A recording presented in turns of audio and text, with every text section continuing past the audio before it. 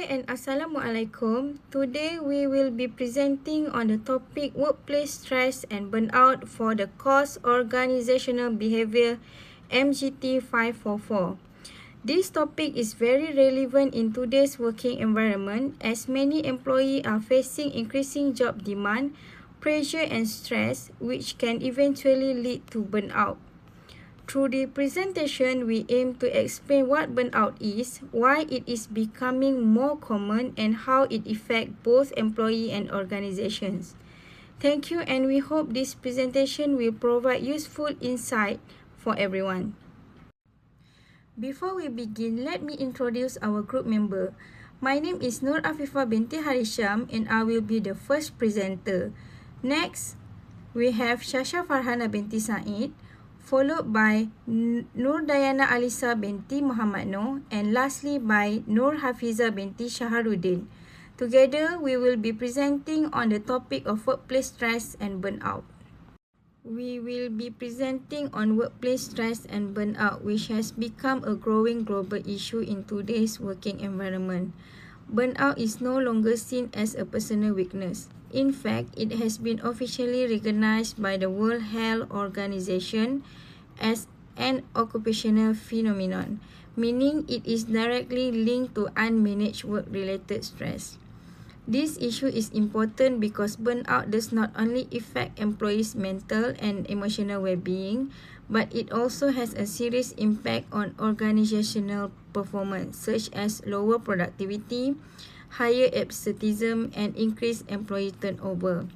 The objective of this presentation is to help us understand what burnout is, how serious the problem is globally and in Malaysia, and why organizations must take this issue seriously to ensure healthier and more sustainable workplace. So what exactly is burnout? According to the World Health Organization, burnout is a condition that results from chronic workplace stress that has not been successfully managed. These are three main characteristics of burnout. First is emotional exhaustion, where employees feel extremely tired, both mental and physically due to continuous work pressure. Second is loss of motivations and detachment from work. Employees may start to feel disconnect, negative or indifferent towards their jobs and workplace. Third is reduced personal accomplishment, where individuals feel less competent and believe they are not longer achieving meaningful results at work. Together, these symptoms show how burnout can slowly affect on employees' performance and overall well-being. To better understand how serious burnout is, let us look at the statistics at both global and Malaysian level. Globally, research shows that 82% of employees worldwide are at risk of burnout. This means that more than 3/4 of the global workforce are experiencing high level of stress that could potentially lead to burnout. This situation is mainly driven by heavy workload, long working hours, lack of work-life balance, and insufficient organizational support. The impact of this global burnout crisis is significant.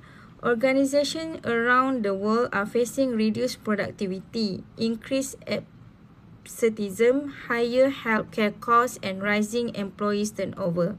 These outcomes show that burnout is not only a personal health issue but also a major organizational and economic problem. In Malaysia, the situation is equally concerning. According to recent findings in 2024, 67% of Malaysian employees reported experiencing burnout. This shows an increasing trend compared to previous year, indicating the workplace stress is becoming more severe rather than improving.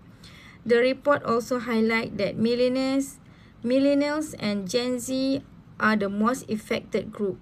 This is largely due to factors such as job insecurity, high performance expectations, financial pressure caused by the rising cost of living, and blurred boundaries between work and personal life, especially in hybrid and remote work setting. These statistics clearly show that burnout is a serious and growing workplace issue. If organizations fail to address this problem, it may lead to long-term consequences for employee well-being and organizational sustainability. Workplace stress and burnout have become critical challenges in today's professional environment, affecting not only individual employees but also the overall effectiveness of organization. As a workplace become more demanding and competitive, many employees experience increasing pressure to meet a high expectation and tight deadline. Here are several key factors contribute to these growing issues. One major cause is excessive workload and long working hours. Employees are often expected to handle multiple tasks, which leave a little time for rest and recovery. Over time, this constant pressure cause lead to both physical and mental exhaustion, reducing employees' ability to perform at their best. Another important factor is poor work-life balance. When work responsibility interfere with the personal life, employees may struggle to maintain a healthy relationship, rest adequately, or engage in activities that help relieve stress. This imbalance can result in emotional strain and decreased overall well-being. In addition, a lack of support and recognition in the workplace can significantly impact employee morale. When employees feel that their efforts are not acknowledged or appreciated, they may become disengaged and unmotivated. This sense of being unvalued can intensify stress and reduce commitment to the organization. Lastly, low resilience and ineffective coping skills can make it difficult for individuals to manage workplace pressure. Without a proper stress management strategies, employees are more likely to feel overwhelmed, increasing the risk of burnout. Therefore, recognizing and addressing these causes is essential. By promoting a supportive work environment, encouraging work-life balance, and developing effective coping strategies, organizations can protect employee well-being and ensure a long-term organizational success. Workplace stress and burnout have a serious long-term effects on employees. When individuals are exposed to high levels of stress over an extended period, it can significantly impact their mental and emotional well-being. Many employees experience increased anxiety and depression, which can affect on their confidence, focus, and overall quality of life. In addition, prolonged stress often leads to chronic fatigue and sleep problems, making it difficult for employees to stay alert, concentrate, and perform their duties effectively. As a result, job satisfaction and motivation gradually decline, leading to lower engagement and reduced productivity in the workplace. If left unaddressed, this effect not only harm employees' health but also weaken the overall performance and stability of an organization. Organizations also have consequences. When employees are overwhelmed by stress, productivity and overall performance decline as individuals struggle to stay focused, motivated, and efficiency in their roles. This reduction in performance can directly affect the quality of work and organization's ability to achieve its goals. In addition, increased absenteeism becomes more common. As stress, employees are more likely to take a sick leave or time off, disrupting daily operation and weakening team effectiveness. Over time, prolonged stress leads to higher employee turnover as individuals choose to live in a search of a healthier work environment. This forces organizations to spend significant time and resources on recruitment, onboarding, and training new employees. Ultimately, these consequences not only reduce operational efficiency but also threaten long-term organization stability, competitiveness, and overall success. To create a healthier and more productive workplace, organizations must implement strategic solutions that support employee well-being. So, firstly, flexible work arrangements such as remote or hybrid models empower employees to balance their personal and also professional responsibilities, also reducing stress and boosting morale. Secondly, fair workload distribution ensures that no one is overwhelmed by promoting equity and preventing burnout. And then next, equally important is supportive and emotionally intelligent leadership. Okay, so leaders who listen, empathize, and communicate effectively foster trust and also psychological safety, which are essential for team cohesion and resilience. Next, we move to the last part, which is employee assistance programs, or also can be called as EAPs, offer confidential support for mental health, financial challenges, and also other personal issues, such as providing a lifeline when employees need it the most. So, together, these organizational level strategies not only enhance by employee satisfaction but also drive long-term success by cultivating a culture of care, flexibility, and fairness. So, for this part, I will explain the individual level strategies. So, individual level strategies focus on what employees can do personally to manage stress and improve their well-being at work. First is stress management and mindfulness training. So this one includes simple practice such as deep breathing, mindfulness exercises, or short mental breaks during work. This technique helps employees stay calm, improve their focus, and also reduce emotional exhaustion when facing heavy workloads or pressures at work. Next is resilience and coping skills development. So, resilience helps individuals bounce back from challenges, setbacks, or workplace stress by developing positive coping skills such as problem solving, emotional regulation, and seeking support. Employees are better able to handle difficult situations without feeling overwhelmed. Last but not least, clear work-life boundaries and rest periods are very important. Employees should set limits between work and personal life, such as avoiding work messages after office hours and also taking regular breaks. Proper rest helps prevent burnout, improve mental health, and increase long-term productivity.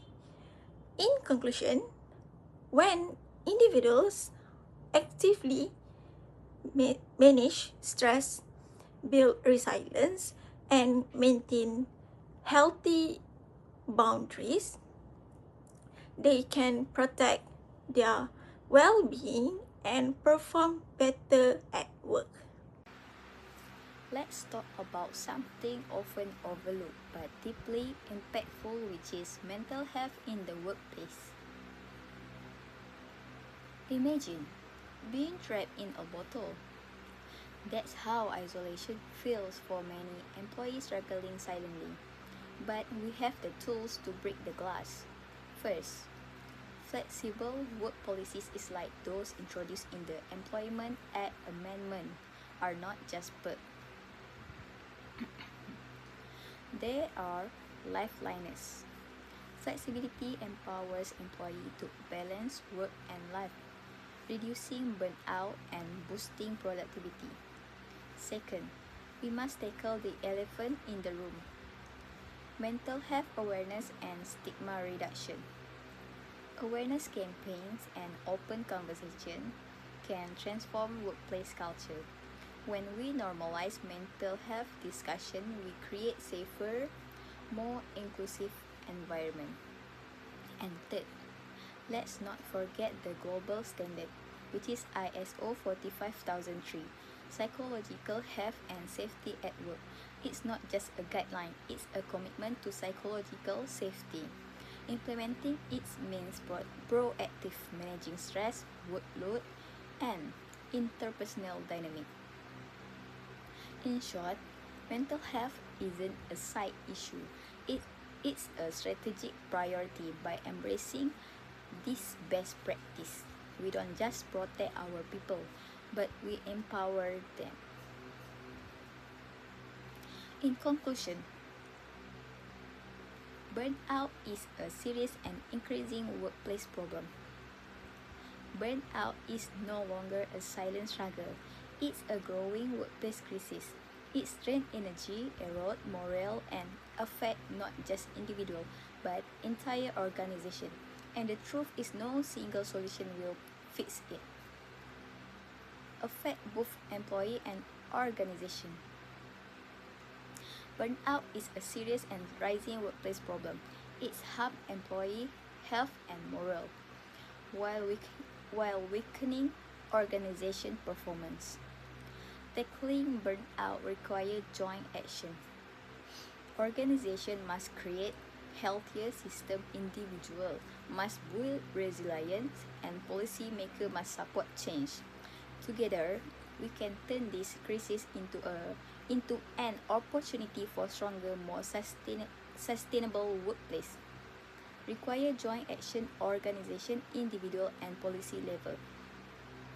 No single solution will stop burnout.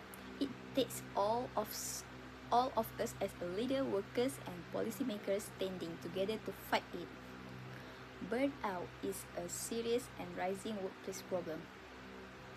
It harms employee, weakens organization, and demands joint action. Only by working together, organization, individuals, and policymakers can we build healthier, more sustainable workplace? Okay, now let's go to the Q&A session.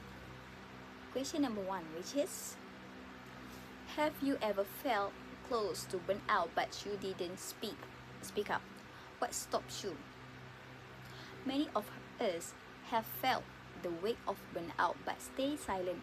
Often it's fear of being judged, fear of being seen as weak, or fear that nothing will change. That silence keeps the problem hidden. When speaking up could open the door to support and solution. Question number 2. Burnout is now recognized by WHO as an occupational phenomenon, but do we treat it as serious in our own workplace? The WHO has officially recognized burnout as occupational crisis, yet in many workplaces it's still brushed aside as stress or part of the job. Treating it seriously, meaning acknowledging it as a real risk to both employee well-being and organizational performance, and acting on it, not just name it. Question number 3. How will your daily work experience change if your organization truly embrace supportive leadership and fair workload distribution? If leadership was truly supportive and workload were shared, daily work would feel different. Employees will have space to breathe, confidence to speak up, and assurance that their well-being matters as much as their output. That kind of environment doesn't just prevent burnout, it helps people thrive. Thank you.